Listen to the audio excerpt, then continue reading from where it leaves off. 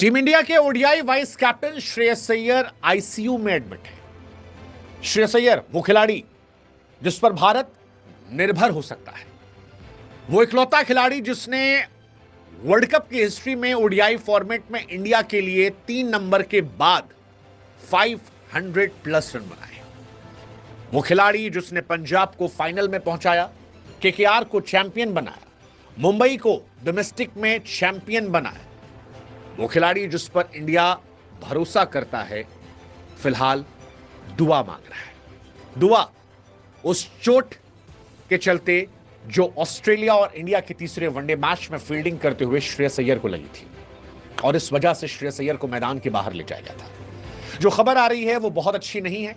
कहा जा रहा है कि उनकी पसलियों में चोट आई थी, लेकिन अब श्रेयस अय्यर की हालत काफी ज्यादा खराब हो गई है। यह कहा जा रहा है कि ऑस्ट्रेलिया के एक अस्पताल में श्रेयस अय्यर को आईसीयू में एडमिट किया गया है।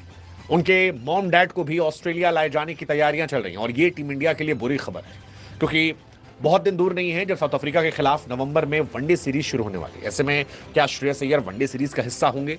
और अगर अय्यर उसका हिस्सा नहीं होंगे तो क्या इंडिया के पास 4 नंबर के रिप्लेसमेंट के लिए कोई ऐसा खिलाड़ी है जो अय्यर के कद को मैच कर सकता है?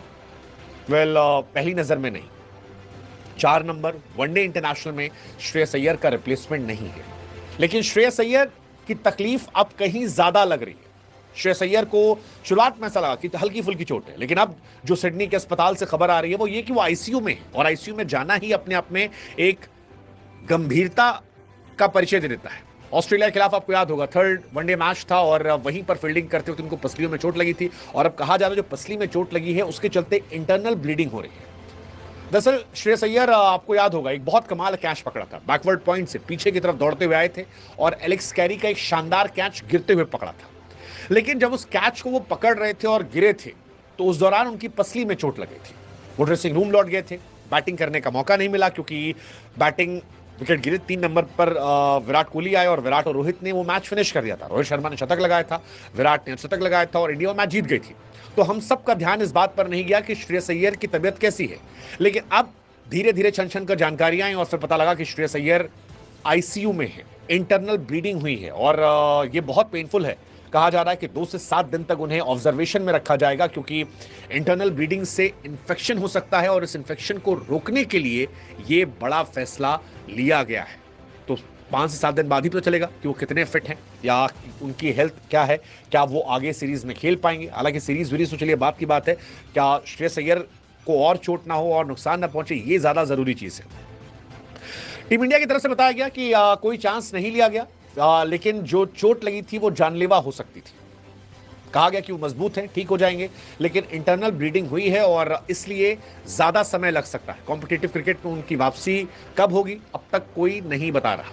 बीसीसीआई की जो ऑफिशियल स्टेटमेंट आई उसमें भी कहा गया कि स्कैन से पता चला कि उनकी अंदर चोट लगी है, इलाज चल रहा है, हालत स्थिर है, उनकी मेडिकल टीम निगरानी कर रही है, उनके पेरेंट्स को भी बुलाया जा रहा है और श्रेयस अय्यर अभी कुछ दिन ऑस्ट्रेलिया में ही रहने वाले हैं।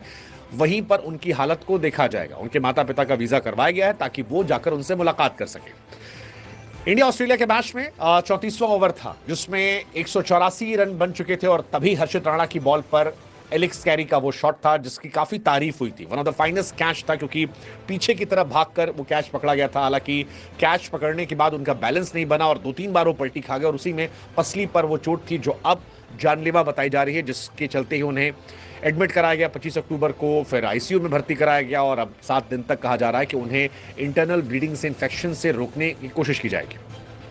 ऑस्ट्रेलिया के खिलाफ 2 मैचेस में अय्यर अच्छा खेले थे। सेकेंड मैच में खासतौर पर जो हाफ सेंचुरी लगाई थी वो कमाल थी।